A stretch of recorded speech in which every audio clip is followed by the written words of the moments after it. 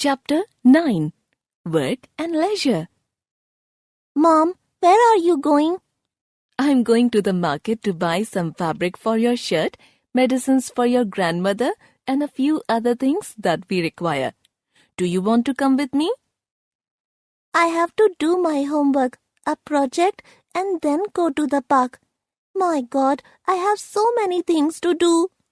Arjun, you are a small child. You only have 2 things to do, play or study. There are many people who are doing different types of jobs to help you. Really? What are the jobs that the other people are doing for me? Come with me and see for yourself. They walked out of their home. Arjun's mother called a rickshaw to go to the market. Look, Arjun, the rickshawala is helping us to reach the market. In the same way, auto rickshaw, taxi, bus, train, and metro drivers also help us to reach wherever we want to go. We have to pay money to them directly or buy a ticket. Arjun's shoe broke as they entered the market.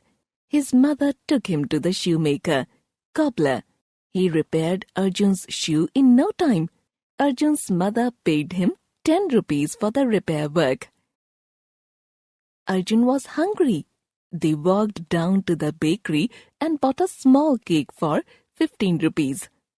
Arjun loved the smell of freshly baked buns, biscuit, and cakes.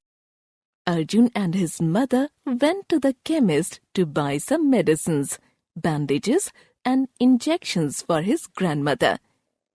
They took the packet and walked to hospital.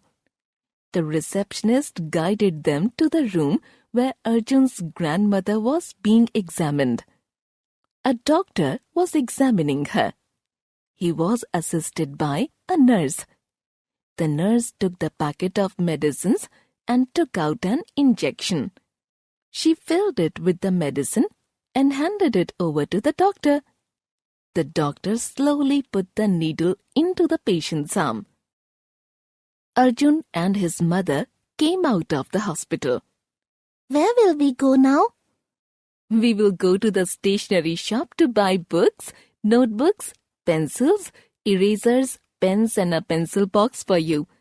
After that, you will decide what you want to do. May we go to the nursery and buy some plants and seeds for our garden? Our school gardener told us that if we sow seeds and saplings before the rainy season, they will grow well. All right, son. Can we find out the occupation of a person by looking at him or her?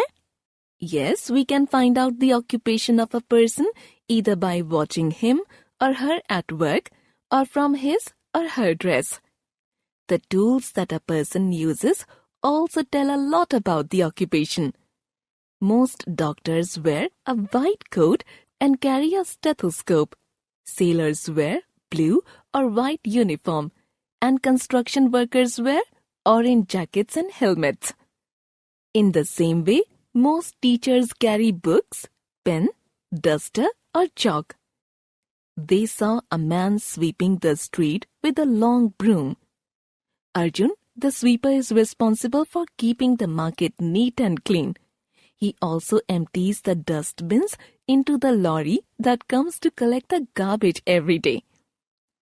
Mom, you keep our home clean in the same way. Yes, but I cannot do everything on my own. All of you help me in the household chores? The maidservant helps to sweep the house. You do the dusting and watering of the plants. Your father makes tea every morning, drops you at school, and then he fetches the milk. Your grandmother is old, but she helps in chopping vegetables, shelling the peas, or knitting your sweater. Grandfather does not chop vegetables or knit sweater. How does he help at home? He's responsible for selling old newspapers, empty bottles and cans to the raddiwala. He goes to the market to buy fresh fruits and vegetables early in the morning. He goes to pay the bills for electricity, water, and telephone. Sometimes he goes to attend the parent-teacher meeting at your school also. Mom, isn't it boring? Wherever I go, I find people busy doing some job or the other. Why does everyone work all the time? Don't they get tired? Do they get any free time to enjoy themselves? Son, there is no doubt that work is worship. But each and every person needs leisure time to relax and refresh the mind and the body. The activity that anyone follows in the leisure time is called a hobby. It may be reading, playing a game, drawing, singing, pottery, stitching, etc. These fun time activities depend upon the interest and the age group of the people. Many children like to play a game of chess, Monopoly, Scrabble or Carom. You can see people doing asanas in a yoga class or in the park. Many people can be seen walking, playing volleyball, badminton or praying in the park. All these activities relax them and fill them with energy to work again. Mom, did you play the same games that we play nowadays or did you play some other games? Most of the games that children play today are the same that we also played as children. But games like skipping, pittu, hopscotch, pehel dooj or gulli danda are not played much by children these days. I loved playing marbles with my brothers. Girls do not play marbles. It is a boys' game. Arjun, though some games are played mostly by girls or boys, anyone can play what one likes. Nowadays, girls also play cricket or hockey.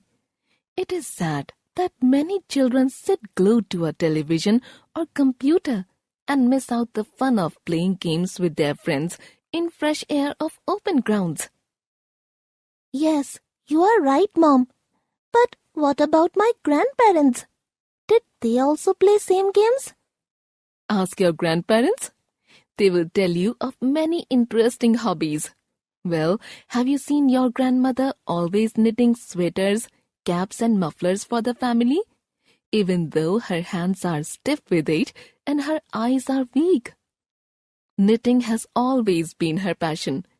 Your grandfather was very fond of yoga and singing. Now he teaches yoga to many people in the park. They all recite mantras also. Mom, when I was playing in the park, I saw a boy carrying a heavy bag and selling incense sticks or agarbattis. He was wearing dirty clothes and broken slippers. Arjun, it's sad that some children are forced to work to earn money. They have to feed and clothe their families.